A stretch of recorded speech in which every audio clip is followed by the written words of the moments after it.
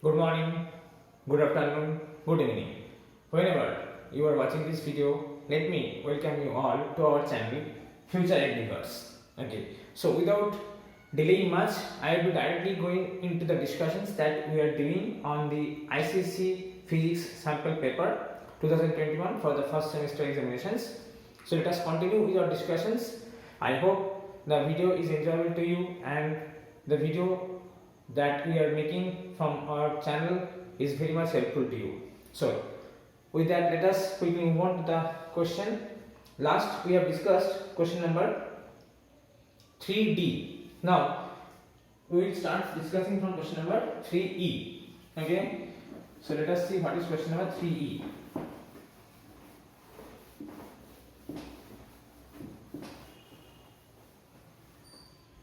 Okay, so today we will be discussing question number 3, subpart E first. Okay, so let us see what is question number 3E.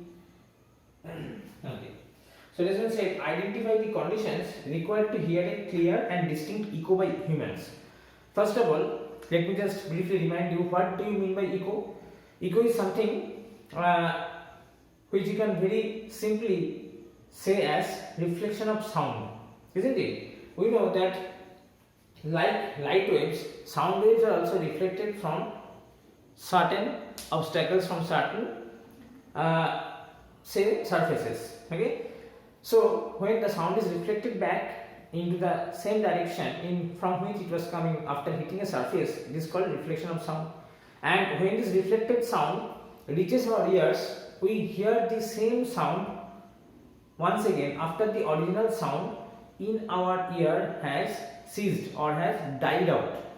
So basically echo is nothing but the repetition of the sound, original sound that you have heard after it completely gets erased from your mind is called echo. Okay, so for echo to take place, there are certain conditions. In a room that you are in a study room, which is which might be full of things, not maybe empty. In such a room when you are studying, you see you do not hear any echo. But when you go to any certain large historical monuments which are empty, okay, in those monuments you can hear certain sometimes sounds echoing, that is reflection of sounds. You can hear the sound that you are making once again and again, so that is echo.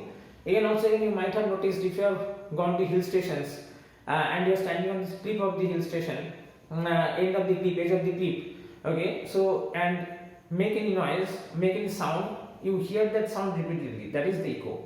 So these are there are various examples where you can actually observe or actually hear echo. Okay, so for echo to hear, there are certain conditions. What are the conditions? Now coming to the options. Option 1 says that the reflecting surface should be rough. Okay, option 2 says the size of the reflecting surface should be smaller than the wavelength of the sound. Option 3 says sound should not be reflected back within 0.1 second. So option 4 says that the incident sound should have frequency more than 25,000 Hz. And option 5, the size of the reflecting surface should be larger than the wavelength of the sound.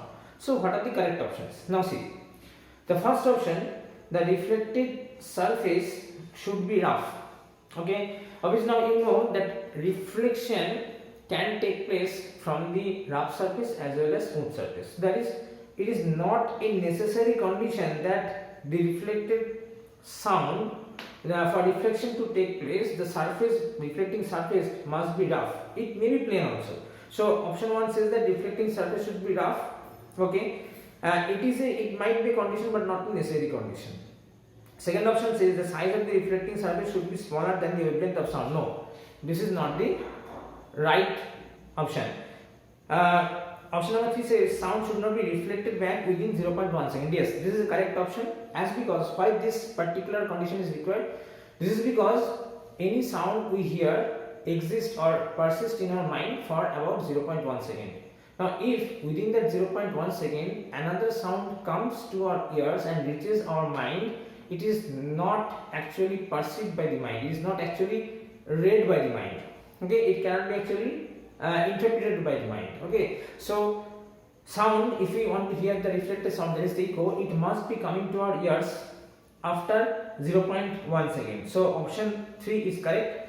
And option 4, incident sound should have frequency more than 25,000 Hz. This is also incorrect because humans, if I just briefly remind you, the frequency range at which human ear can hear sound is 20 Hz to 20,000 Hz, or this can be also referred to as 20 kilohertz, isn't it? So humans can hear sound in this range of frequencies. Now what is this range of frequency called? This range of frequency is called sonic. If the sound is having a frequency less than 20 Hz, then this kind of sound is referred to as infrasonic. And if the frequency of the sound is greater than 20 kilohertz, then it is referred to as ultrasonic. Okay, so I hope the frequency range in which humans can hear the sound very accurately is, I think you have remembered. You have read this in class 9. Just for a brief recapitulation, I am writing it again. Okay, so option 4 is also not correct. Option 4 is incorrect. Option 5 says that the size of the reflecting surface should be larger than the wavelength of the sound. This was the correct option. So question number 3, subpart E, the right answers are option 3 and 5. So right answer is option 3 and 5. Both are correct options. Okay, fine. Now moving on to the next question, question number 3F. So what is the question here? Okay, so here is a numerical problem given. Okay, fine. So what is the numerical problem? Let's see. I will just be quickly erasing off the previous question. Okay, so if you have not noted down the problem, please pause the video and note down the problem solution. Okay, now we are quickly moving on to question number 3, subpart F. 3, subpart F. So what does this question say? Okay, a figure has been given. Let us draw the figure. There is a cliff, there is a person standing in front of a vertical cliff, fires a gun. So here is the cliff. Okay, here is the person standing with a gun in his hand. Okay, fine. Okay, now this is the cliff. Okay, and they are standing on the ground. Fine. So this is our question. Now see, it is said that the person standing in front of a vertical cliff fires a gun and hears its echo in 3 seconds. So time taken to hear the echo. So let me just write down what are the given informations on the board. Time to hear the echo taken is 3 seconds. Fine, 3 seconds. Okay. The speed of sound in air. Speed of sound in air is given to me. Speed of sound in air is given to 340 meter per second. Fine.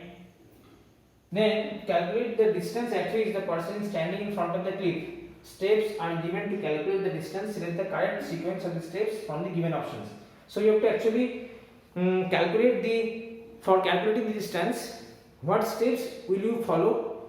That you have to select those step numbers you have to select in the question. So this is the question. Now let us see how can we determine the distance. See, for determining the distance in case of echo, when a sound is produced, the sound first travels this entire distance. Let us consider the distance between the cliff and the person to be d. Distance between cliff and the person to be d. Now when a sound is produced, it first travels in direction this d distance.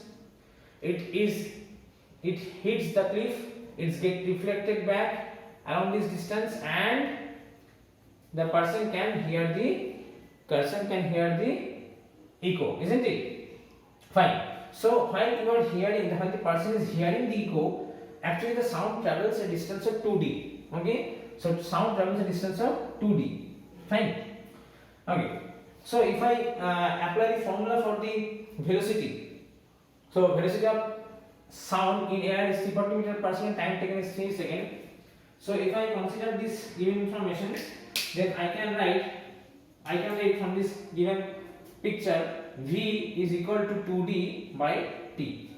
Now it has been given the velocity as 340 2 into d by time taken is 3 seconds. So d will be equal to 340 into 3 by 2. So the calculation comes out to be 170,510 kilometer. So distance comes out to be 510, sorry, not kilometer, it should be meter, as because the unit of sound is meter per second and speed unit of time is second. So it is 510 meter. 3 7 21, 2 carries 2, 3 1 51. Yes, okay. So this is the distance. So what steps will you follow? See, in option, in step 1 it has been given 340 by 2d by 3. No, this is 340 2d by 3. Okay, we have written the first step. Yes, the first step has been written. 340 is 2d by 3. Then second step shows 340 is 3. This is not the correct step. Option 3 says d equals to 170 into 2. This is also not the right step. And option 4, d equals to 340 into 3 equals to 1020. Okay, so what are the steps? So step 1 is definitely correct. Step 1 is definitely correct. Step 1, it is written as 340 equals to 2d by 3. So we have written this 340 is 2d by 3. So from this we can easily say that so 510 meters. So option 1 is correct, and along with the third option says d equals to 170 into 2. I think it will not be 2, it will be into 3. Okay, there is a misprint. So option 1 and 3 are the correct steps. In the question, please note it down. In the question, it has been given as option in question number. Okay, so this is question number F, again subpart 1. F, we are discussing F subpart 1. F subpart 1, and within that one, the question has been given. So these are we need to see that the answer will be option number 3. Option number 3. Option number 3. What does option number 3 says? Step number 1 and step number 3. These are the two correct steps that require to calculate the sound. Distance between the cliff and the person. Okay, see that there has been some wrong calculation given in your question paper. It's when d equals to 170 into 2, but it will be d equals to 170 into 3. Okay, fine. So this is your correct answer. Now the part 2 question says, if speed of the sound changes to 350 meters per second, then how much distance should the person move towards or away from the cliff in order to hear the echo in the same time? Okay, so now it has been given that the speed of the sound becomes 350. In that case, how much the person has to move back is the question that has been asked, and for that some steps have been given. So which steps should we follow, that has been asked. Okay, fine. So which steps should we follow? See, first of all, the speed becomes 350 instead of 340. So I think we have noted down the question number F1. We have noted down the calculation also. So just let me rub it off. Okay, fine. Now when the distance becomes 350, then what are the steps given to calculate the distance? The person, then how much it has been asked, then how much the person should move towards or away from the cliff in order to hear the echo. So in order to do that, what will you do? In order to calculate the distance, what should we do? We have to first calculate the distance you already know. So the distance is known as 510. How we have obtained it? We have obtained it by so first option says 340 plus 350 by 2 equals to 2d by 3. No, this is not the right option. Second option says 350 minus 340 equals to 2d by 3. Okay, so this is the, I think this option will be okay. If we subtract 340 from 350, so this will be difference in the speed, and for that the time is also remaining the same in the same time. So this is the first step. So this is option number 2, step number 2. then what we will do, then we will from this step we will be taking d as, then what will be the value of d? The value of d will be considered to be as, okay, so fourth step has been given that d will be equals to 350 minus 340 means 10 into 3 by 2 means 15 meter. Okay, so correct answer will be option number, step number 2 and step number 4. Step number 2 and step number 4. So it has been given in option 4. Step number 2 and step number 4. This is question subpart 2. This is question subpart 2. Okay, this is question subpart 2.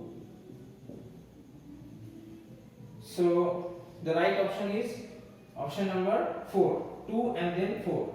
2 and then 4. So this is option number 4. Okay, so this is the solution. Okay, so the person has to in order to hear the, when the speed of sound is more, in order to hear the echo in the same time, the person has to move 15 meters backwards, then only he can hear the echo in the same time, isn't it? Okay, so I think the solution is clear. Is it okay? Okay, fine. Now let us go to the next question, question number 4. So I think the solution is clear. If there is any doubt or anything that you are not that is not clear with you, you can comment in the comment section. Okay, then we will definitely try to answer your query. Okay, so question number 2 is option number 4. Okay, now let us move on to the next question. I think this is the last question in the specimen paper, question number 4. Yes, question number 4 is the last question. So let us see what are the questions given. Question number 4. Okay, so moving on to question number 4.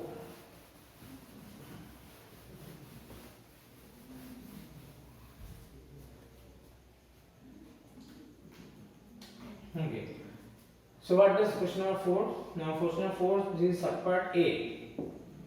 Okay, now question number 4 subpart A says that assuming all the lenses shown below are of the same material, state which lens has maximum power. Now see, we know that the formula for power is P equals to 1 by F. Formula for power is equals to P equals to 1 by F. Now the focal length of lens, focal length is greater if the lens is thicker, isn't it? The focal length is greater if the lens is thicker, isn't it? So which one is it?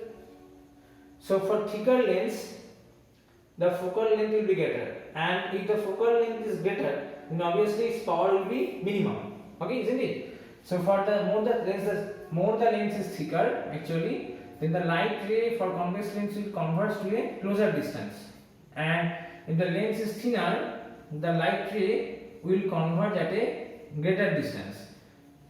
Okay, is it clear? So for greater the thickness, greater is the focal length. Sorry, greater is the thickness, the focal length is greater for less thick. Okay, so if the lens is less thick,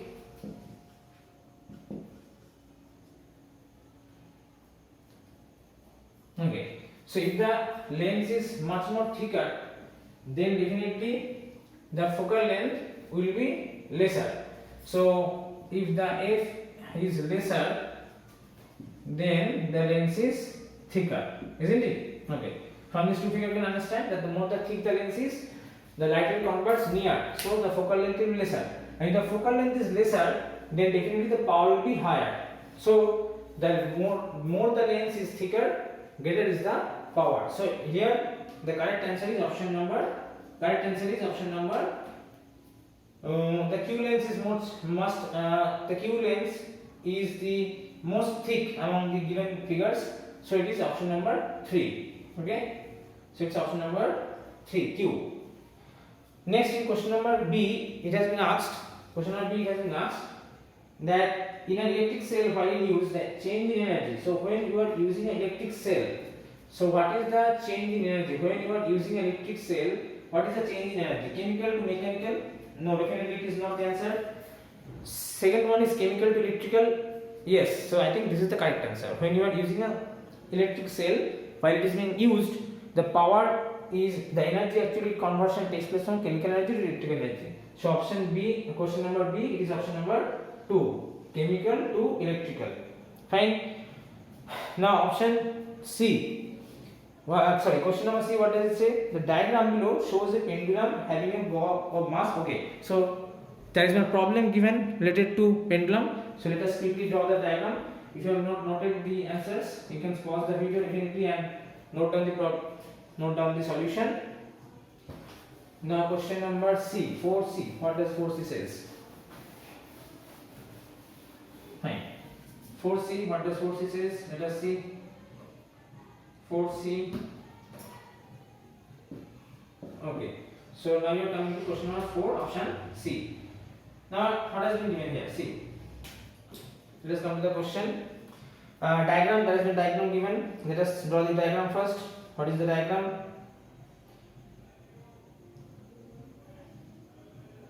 Okay. The diagram shows the different positions for the bob of a pendulum.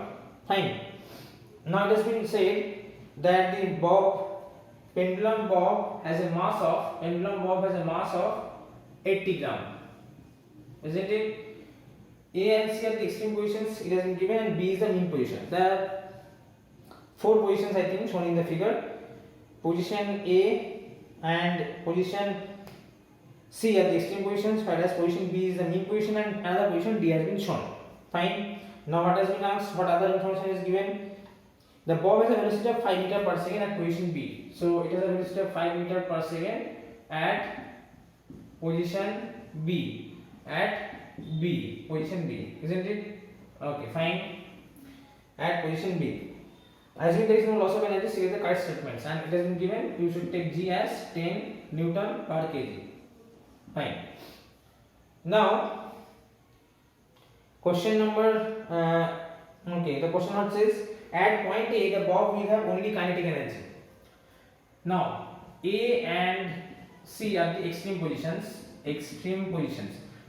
So you know, when the bob is at the extreme position, it has zero velocity. So definitely at the extreme position, bob has a zero velocity. So kinetic energy of the bob will be 0. Okay. So definitely this option is not the correct. At point A, the bob will have only kinetic energy. It is false. Option 2 says the maximum potential energy gained by the bob will be 1000 joule. Okay. It has been given that the bob will gain a maximum kinetic energy of 1000 joule. So let us apply the principle of conservation of mechanical energy, which says that the total kinetic energy is getting converted into total mechanical energy at the extreme positions. So what is the total kinetic energy of the bob? Let us see what is the kinetic energy of the bob. It is half into m into v square.